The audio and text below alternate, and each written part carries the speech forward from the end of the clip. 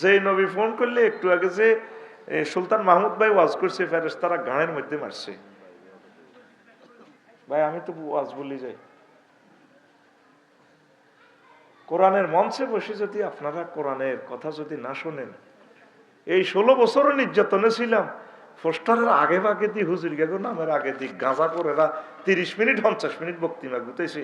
এখন স্বাধীনতার পরেও যদি অশান্তিতে পড়ি, কত একটা হার্ড বিষয় থ্রো করতেছি, বিষয়টা তো আমি তাদেরকে বুঝাইতে হবে।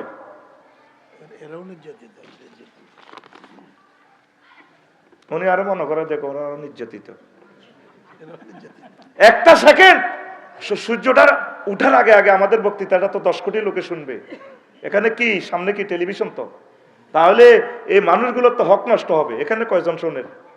লেকচারটা তো তাদের জন্য শুরু করা হচ্ছে, প্রিয় বন্ধুরা। তো তাহলে কি বললাম, মুহাম্মদ সাল্লাল্লাহু আলাইহি সাল্লাম কষ্ট পাইছেন কিনা? উনি হাউজে কাউসার বিতরণ করবেন। আল্লাহর প্রিয় দোস্ত, আল্লাহ নিজে গাড়ি ফাটাইয়া বিশ্ব নবীকে কোথায় নিছেন? মেহরাজে নিয়ে গেছেন। কত জলিল কদর পয়গম্বর, সকলের সেরা সাইদুল মুরসালিন, উনি পর্যন্ত কষ্ট পাইছে। আমি আপনি একটু কষ্ট করে ফজর নামাজ পড়বো জামাতের সহিত, সেটাও পারি না। আমরা মনে করতেছি এমনিতে জান্নাতে যাব না, কষ্ট আপনাদেরকে করতে হবে। কষ্ট না করা পর্যন্ত আল্লাহ নিজে নোট অফ ইন্টারগেশন দিচ্ছেন। আহাসিবেন নাস, নাস সব আল্লাহ আওয়াম ভাবে বলছেন। এখানে পীর মাশায়েখ, নবী রাসূল, একবারে আলেম ওলামা, সাধারণ নেতা কর্মী সকল এখানে শামেল। তারা কি ধারণা করেছে আইয়ুত্রাকু, তাদেরকে ছেড়ে দেওয়া হবে, তাদেরকে ছেড়ে দেওয়া হবে? আইয়াকুলু আমান্না, তারা ঈমান এনেছি একথা বললেই আমি আল্লাহ ছেড়ে দেব, একথা বললে কি আমি আল্লাহ ছেড়ে দিব? ওয়াহুম লা ইউফতানুন মাজলিসিগা, আমি কি তাদেরকে পরীক্ষা করব না? আমি আল্লাহ অবশ্যই পরীক্ষা করব তোমাদেরকে। তো আজকে যারা লেকচার শুনছেন, আমরা প্রত্যেকে অ্যালার্ট থাকতে হবে। যদি ইমানের কোনো পরীক্ষা এসে যায়, আমরা আল্লাহর প্রতি হোসনে জন করব, ভালো ধারণা রাখবো, আমরা ধৈর্য ধারণ করব, আল্লাহর জিকির করব, আল্লাহর প্রতি সবর এখতিয়ার করব, আল্লাহর প্রতি ভরসা রাখবো। আমরা সবসময় ভরসা থাকবো, ইস্তেকামত থাকবো ইনশাল্লাহ। পারবো কিনা? ধরেন এই জগতে সবচেয়ে বেশি ওয়াজ করছে, বেশি দিন হায়াত পাইছে, 950 বছর, যাকে আদমের সানি বলা হয়, নূহ আলাইহিস সালাম। উনি এত ভালো মানুষ, ওনার মাধ্যমে এই দুনিয়াতে লোক দ্বিতীয়বার আল্লাহ সৃষ্টি করছে। সেই নবী রায়পুরের মানুষের ওয়াজ শোনায়, একদম কত সুন্দর করে ওয়াজ শোনায়, ভালো ভালো ওয়াজ শোনায়। তারপরও মানুষ শুনতে চায় না। তারা তার ওয়াজ শুনে কানে হাত দেয়। তারা কি করে? উম্মতেরা কি করে? কানে হাত দেয়, কানে হাত দেয়। মিয়া আমনের ওয়াজ শুনবো কি? ওই দেখেন, কলা রব্বি ইন্নী দাআউতু কওমি লাইলা ওয়া নাহারা, আল্লাহ আমি তাদেরকে রাত্রে দিনে সব সময় ওয়াজ করে শুনাইছি। আফসারি তো ওয়াজ করি, টাকা নিয়েছে, আমি টাকাও নেই নাই। তারপরে ফালাম ইয়াজিদহুম দুআই ইল্লা ফিরারা, তাদেরকে যতই ওয়াজ করি তারা খালি দায়, তারা আমার মাহফিল থেকে দায়। পরে রায়পুরবাসী একদিন মিটিং করে কইল, তারে মার, তার ওয়াজে আর ভালাই লাগে না। মারি তাকে রায়পুর পৌরসভার ডাস্টবিনে থুই রাখছে। কারে? নূহ আলাইহিস সালামকে। কালে? তারপরে তুই রাখি, উনি আবার প্রাণ ফিরিয়ে আইসিয়া আবারও মানুষদেরকে জান্নাতের দিকে ডাকে। রে রে বাইরে রে মনুরে, আর ছেলেরা আয় আল্লাহর দিকে। তারে কি মার, মৃত ভেবে ভেবে তারে রাখে। তারপরে এইভাবে মারতে মারতে শেষমেশ ওনাকে দেখলে, হুজুরের দেখলে, লাহুম জালু লে তাকে ফিরা লাহুম জালু আসাবিআহুম ফি আযানিহিম, তারা ওনাকে দেখি তাদের কানে আঙ্গুল রাখে। ওনার ওয়াজ যাতে বিজলি মাইক যাতে আমার কানে না আসে, কানে পর্যন্ত আঙ্গুল দিয়ে রাখে। ওয়াস্তাগশাউ সিয়াবাহুম ওয়াসারু ইস্তিকবারু ওয়াসারু ওয়াস্তাকবারু ইস্তিকবারান। নূহ আলাইহিস সালামকে দেখে মুখে কাপড় দিয়ে লাই, তো ওদের ওয়াজ করতে হইয়ে লাগছে, ওয়াজ ও মাইকে জ্বালা ঘুম যাইতে পারি না, কি ওয়াজ। তো ওনাকে এই শাস্তি দেওয়ার পরেও উনি আল্লাহর পথ থেকে বিচ্যুতি হন নাই। হয়েছেন কিনা? দাওয়াত দিছে কিনা? তো ওনাদেরকে আল্লাহ কত মার দিছে, শেষমেশ টর্নেডো দি সাইজ ওনার নৌকাতে পর্যন্ত জাতিয়ে টয়লেট করা শুরু করছে। উনি আল্লাহ রেখো, আল্লাহ আর কত বেজ্জিতি করবেন? অপেক্ষা করো, মুক্তি দিব। সারা পৃথিবীর মানুষ ওনার দাওয়াত গ্রহণ করার না করার কারণে তাদেরকে আল্লাহ শাস্তি দিয়ে সবাই ডুবাই মারছে। আবার মানুষ সৃষ্টি করছেন আল্লাহ ওনার বরকতে, মাত্র 40 জোড়া মোমেনারে দি আল্লাহ পৃথিবী আবার আবাদ করছে। তাহলে নূহ আলাইহিস সালামের প্রতিও আল্লাহ পরীক্ষা নিয়েছে, ঈসা রুহুল্লাহর উপরেও পরীক্ষা নিয়েছে। আল্লাহর এত বড়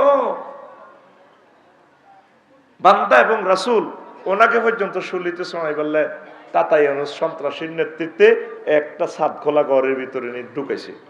আল্লাহ ওনাকে চতুর্থ আসমানে নিয়ে গেছে। আর তাদের যে সন্ত্রাসের লিডার তাতাইয়ানুস, তার উপরের দিক তাতাইয়ানুস, নিচের দিক ঈসা রুহুল্লাহর অবয়ব হয়ে গেছে।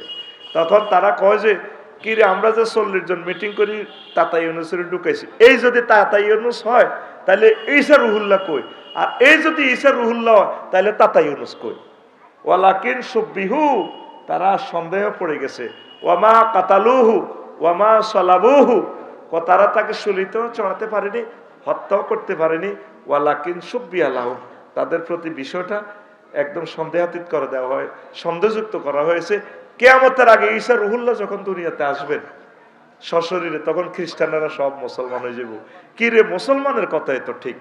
তাহলে এই ঈসা রুহুল্লাহ জীবনে ওনার কোনো ব্যবসা বাণিজ্য নাই, একটা টাকার দোকানদারি করেন, কিছুই নেই, বস্তাঘাত দিশুই থাকতো রায়পুর বাস স্ট্যান্ড, কোনো পয়সা নাই, মোবাইল নেই, লুঙ্গি করতেও নাই, বস্তা গায়ে দিত। উনি এত বড় আল্লাহর বান্দা ছিলেন। তারপরে সুন্নতি সুল, কোরআনের সুল ঈসা রুহুল্লাহ, এই লাল ঘোড়া বর্ণের ছবি কত সুন্দর, ঈসা রুহুল্লাহ, আল্লাহু আকবার। উনিও উম্মত কর্তৃক কত পরীক্ষা, তৎকালীন সরকার, তৎকালীন প্রতিষ্ঠিত ক্ষমতাধর যারা ছিল জর্জরিত করি শেষমেশ ওনারে ফাঁসি পর্যন্ত, শুলিতে পর্যন্ত দেওয়ার উপক্রম হয়েছে। উনি আল্লাহকে বলছে কিনা? বলছে। তাইলে আমরা কি করলাম? আমরা যে মুসলমান হইলাম, আমাদের প্রতি তো আল্লাহ কোনো পরীক্ষা নিল না। কাশ্মীরের মানুষগুলো কত কষ্ট, উইগুরের মুসলমান কত কষ্ট, আয় হায় হায়, সিরিয়ার মানুষগুলো, ফিলিস্তিনের মানুষটি আজকে 90 বছর মারি খা, বাড়িঘর নাই, 10-20 দিনেও খানা পায় না, কেমনে দিয়ে বাঁচি রয়েছে। একটা ফ্যামিলিতে আজকে দেখলাম এক আর্টিস্ট, পুরা বংশ শেষ। আবার কোন কোন ফ্যামিলিতে একজন বাঁচি রয়েছে, বাচ্চা কি চোখ নাই, হাত দুটা জ্বলি ফসি ফোকে কিলবিল বিল করে, আর এক অঙ্গ আছে। তার ছেলে মেয়ে ওয়াইফ, রায়পুর এত সুন্দর দোকান, কিছুই নাই, শুধু সেইভাবে আছে। এই পরীক্ষাগুলো নিয়ে আল্লাহ আমাদের রায়পুরবাসীকে দেখাচ্ছে, তোমরাও পরীক্ষা দেওয়ার জন্য প্রস্তুতি নাও। আমরা তো সুখে আছি, এত সুন্দর পরিবেশ রায়পুরের, পুরো বাংলাদেশকে ফেল করবে, এত সুন্দর, কি সুন্দর ডিজাইন আল্লাহ দিছে। মানুষগুলো সুখী, সমৃদ্ধ, ধনী, কিন্তু আল্লাহর দিকে আমাদেরকে এগিয়ে আসতে হবে। যদি আল্লাহ কখনো বিপদ মুসিবতে আমাদেরকে ফেলে দেন আইয়ুব আলাইহিস সালামের মতো, আমরা কি আল্লাহকে বলবো? এটাই ইমানের অগ্নি পরীক্ষা। আইয়ুব আলাইহিস সালামকে আল্লাহ রাজত্ব দিছে, ওয়াইফ দিছে, সুখের সংসার, অনেক ছেলে মেয়ে, কিন্তু মুহূর্তে সবকিছু একে একে সব শেষ। এরপরে রাজত্বটা তো নিছে, সবকিছু নেওয়ার পরেও আল্লাহ ওনার দেহটা, এত সুন্দর দেহ, পুরাটা দেহ, চোখে মুখে পর্যন্ত, কানের ভিতরে পর্যন্ত ফোকা, একটা ফোকা কামড় দেয় যে, ও আপনার মাথাতে একটু উনে ধরলেও তো ঠিক দেখতে পারেন না, পারেননি। ফিডের মধ্যে যদি চুলকা, শুয়ারি গাছের লোক ডলা দেন, আর বাজার তো রায়পুর তো আতা কিনিয়ে না, আতা দি প্লাস্টিকের আতা দি খাজ্জায়, কেউ তাদের জন্য কথা বলছে না। ইমান, ইসলামের সহিত বেঁচে থাকা, মানবিক অধিকার যে কত কঠিন, শুধু তাদেরকে প্রশ্ন করলে তোমরা বুঝবা। যারা আয়না করে ছিল 16টা বছর, শুধু তারা বুঝতে পারে পরীক্ষা কারে কয়, ইমানের কষ্ট কারে কয়। সাইদি সাহেবের মতো ব্যক্তি, ওনাকে যদি কবর থেকে উড়াই আনি বলে, ভাই কেমন আছিলেন 13টা বছর, 30 বছর 70 বছর রাজার মতো ছিলাম, ফ্লোরে শুইছি, ও এই ঠান্ডার মধ্যে আমার মতো বুড়া মানুষ। আমি জানি ইমানের পরীক্ষাটা কারে কয়। মাওলানা মতিউর রহমান নাজামি সাহেবের যদি জিজ্ঞেস করেন, ভাই কেমন পাইছেন ইমানের পরীক্ষা, আহা, আমার যে সময় লটকাইছে ও গলাটাই তো ছিঁড়ে গেছে। এরপরে মৃত্যু নিশ্চিত হলে তো আমার গেঁড়িটাও কাটিয়ে এলেছে, হাতের কবজি কাটিয়ে এলেছে, পায়ের কবজি কাটিয়ে এলেছে। এইভাবে শুধু তারাই জানে ইমানের পরীক্ষা কারে কয়। আপনার আর আমার পরীক্ষা হয়েছে নি? হ্যাঁ, পরীক্ষা হয়েছে নি? তাহলে পরীক্ষা যদি না হয়, তাহলে এই ক্লাসে আপনি ভর্তি না হওয়া পর্যন্ত কিভাবে আপনি জান্নাতে যাবেন? তবে হ্যাঁ, আল্লাহ জাল্লা শাহানু যদি ইচ্ছে করেন আপনাকে বিনা পরীক্ষা অটো পাস দিতে পারেন কি না? এই জন্য শর্ত হচ্ছে আপনি আল্লাহর সাথে একটা হট রিলেশন করবেন। আল্লাহ, আপনি আমাকে মায়া করে, আমি যে অসুস্থ মানুষ, আমি বুড়ো মানুষ, তারপর আমি রোগা, বেশি আবাদত করতে পারি না, আপনি আমাকে মহব্বত করে ইমানের মজা দিয়ে কিছু কিছু আমল করে ইমানের সহিত আপনি আমাকে মরণ করেন, আপনি আমাকে মহা মুসিবত থেকে আপনি আমাকে রক্ষা করেন। আল্লাহ ইচ্ছে করলে পারে কি না? ধরেন মুহাম্মদ রাসূলুল্লাহ সাল্লাল্লাহু আলাইহি সাল্লামের মতো ব্যক্তিরে তায়েফের জমিনে যে মাইটটা দিছে, ও ফেলেট বানাইলিস, ফেলেট। আবার উহুদের ময়দানে বিশ্বনবীকে যে মাইটটা দিছে, হুজুরের ক্লাসের ছাত্র 313 জন, হুজুর থেকে প্রত্যেকদিন ওয়াজ শুনে, একসাথে ভাত খায়। এই আব্দুল্লাহ ইবনে উবাই তার নেতৃত্বে এই দাঁড়িয়ে মসজিদে নববীর ফার্স্ট কাতারে নামাজ পড়ে। উহুদের জমিনে নিয়ে যে মাইটটা দিছে নবীজিরে, মাথাটা ফেটে ঠোঁট ছিন্ন ভিন্ন হয়ে গেছে বিশ্বনবীর। সাহাবী আবু তালহা কোন রকম কোলে নিয়ে তাকে বাঁচাইছেন। তাহলে যেই নবী ফোন করলে জিবরিল আমিন আসে,